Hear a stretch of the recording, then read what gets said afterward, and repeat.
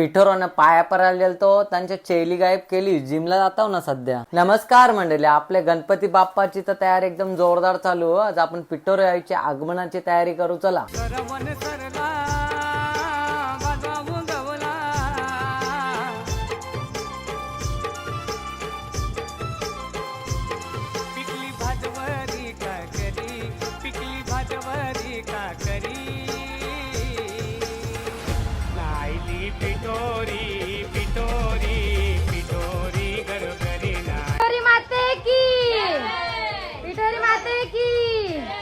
पिठोर आईच्या आगमनासाठी मस्त असा घर सजून घेतला अक्का.